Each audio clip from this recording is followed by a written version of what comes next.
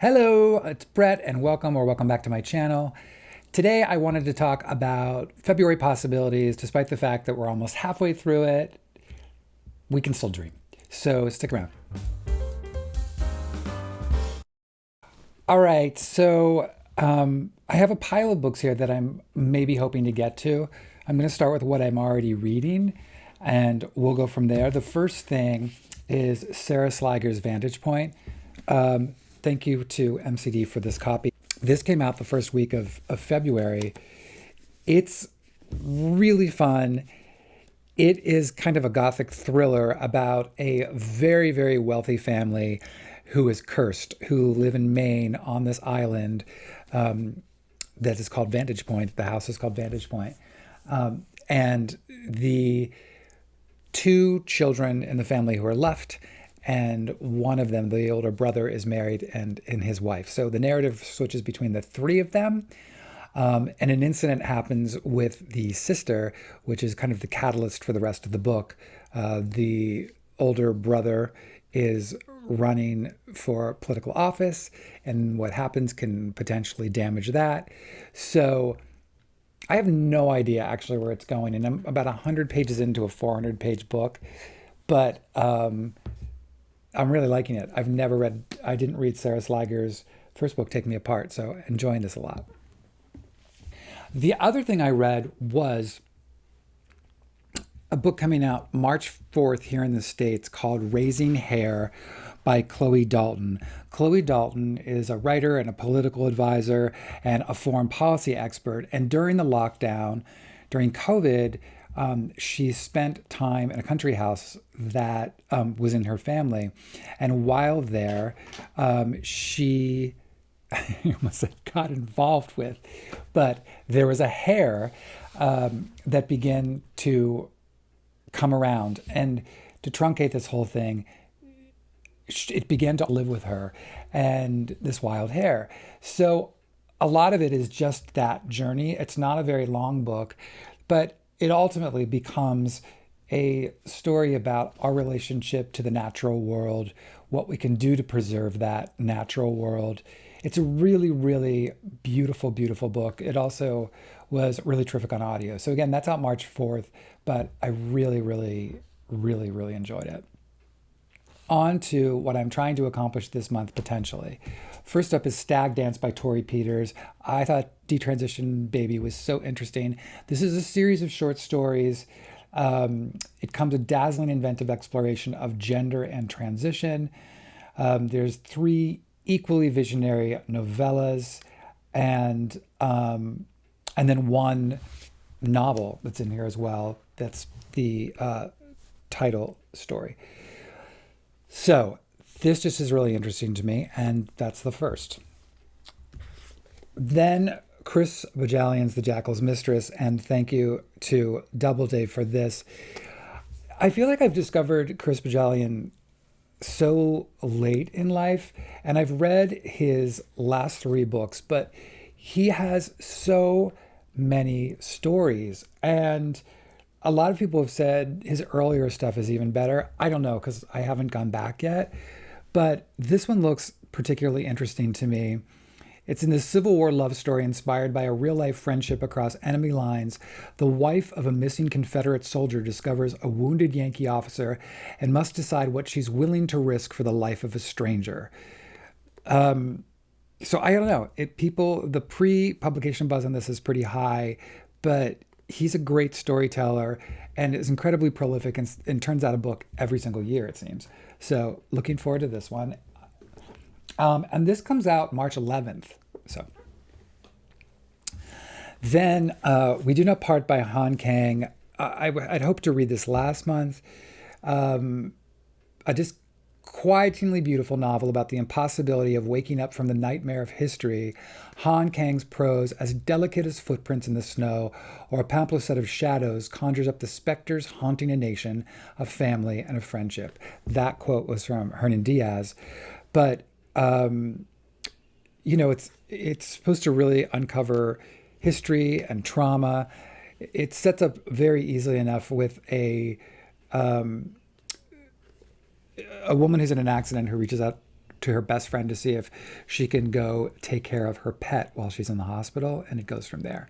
So everyone that I know has read this, that's even if they struggled with some of it, said ultimately it's an incredibly rewarding read and pretty brilliant. So I'm really excited about this one. All right, and then my one of my backlist books for the month is Devil is Fine by John Vircher. This is also in the long list for the Aspen Words Prize. So it says, from acclaimed novelist John Vircher, a poignant story of what it means to be a father, a son, a writer, and a biracial American fighting to reconcile the past. Reeling from the sudden death of his teenage son, our narrator receives a letter from an attorney. He has just inherited a plot of land from his estranged grandfather. He travels to a beach town several hours south of his home with the intention of immediately selling the land, but upon inspection, what lies beneath the dirt is much more than he can process in the throes of grief. As a biracial black man struggling with the many facets of his identity, he is now the owner of a former plantation passed down by the men on his white mother's side of the family. Vircher definitely blurs the lines between real and imagined, past and present, tragedy and humor, and fathers and sons, and the story of discovery and a fight for reclamation of a painful past. Sounds so good. And by the way, I wouldn't have gotten anything about what this book is about from this cover, but maybe that will reveal itself in the book. Then Paul Rudnick's What Is Wrong With You? A witty, insightful novel about the joy, delight, pain, and absurdity of love in an age of cynicism, divorce, and digital madness. I really loved his last book, Farrell Covington and the Limits of Style. I thought it got marketed a little weird because I didn't necessarily think it was comedic. I thought it was more of a pretty straightforward lit fiction book with elements of comedy in it. I thought it was incredibly moving, and I thought it was incredibly well done. So I'm interested what this is. And thank you to Atria Books for this, and this comes out March 25th. All right, so this next book, I'm really interested in this for two reasons. This is so stupid. One is I love the cover, but second, this was in a book bag of Sarah Jessica Parker's of stuff she was taking away for one weekend. Flesh by David Zalay. I've talked about this before, and I think I wanted to get to it, and I hadn't gotten to it, so I'm going to try again. From critical darling and Booker Prize finalist David Zalay, a propulsive, hypnotic novel about a man whose future is derailed by a series of events that he is unable to control. Sounds like all of our lives right now. So, first of all, I have to read you this quote from Garth Greenwell. Zalay's prose is frequently brilliant, remarkable for its grace and economy. He has a minimalist gift for the quick sketch, whether of landscape or human relationships. I love everything about that sentence in regards to a book. So I'm really excited about this. And again, cool cover.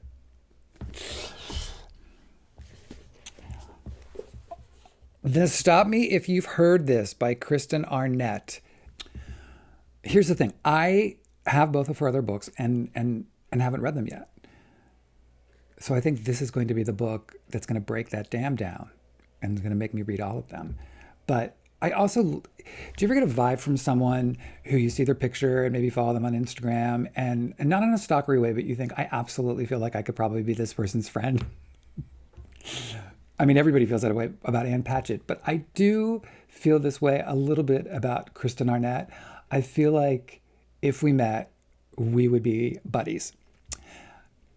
That has nothing to do with her book. That's just a vibe I'm getting from her. So anyway, I'm excited about this, and thank you to Riverhead Books for this. And this comes out March 18th. And then I brought this up so many times. I feel like it should be a drinking game at this point. Every time Brett mentions this book, Take a Drink, You'd All Be Drunk, which is Playworld by Adam Ross. Okay, so here's the thing. I've started this twice on audio, and I've realized both times when I've started on audio, it's been in the car. I don't want to listen to it on audio. And not because Adam Ross reads it, because I love when an author reads their own book. It's not that. Not that there even had to be a reason. But I love this book already just from the little bit I've heard, and I don't want to lose any of it on audio. And I feel like I'm going to want to go through this thing and mark passages. And that's my only downside to listening to a book versus reading it is I can't remember it long enough to mark a passage down because I don't have a passage in front of me because it's audio. So I think what I'm going to do with this book, since it's a little bit of a beast and I have so much this month, is just read a little bit every day until I get through it this month. And if it goes into March, it goes into March. But I'm desperate to start this. I'm not getting through 2025 and looking back and saying, I'm not going to be here in November saying to all of you, and I'm going to try to read Playworld. I'm really going to do it. I'm really going to do it. So hold me to it. Hold me to it. Maybe I'll do an update in 2 weeks. All right. So those are my books. What I hope to get to. Let me know what you've read, what's interesting to you. What are you reading in February? What are you hoping to read in February? It's a shorter month, so you have an excuse to not read as much. But let me know below. And I hope you're all having a great week, and I will see you all soon.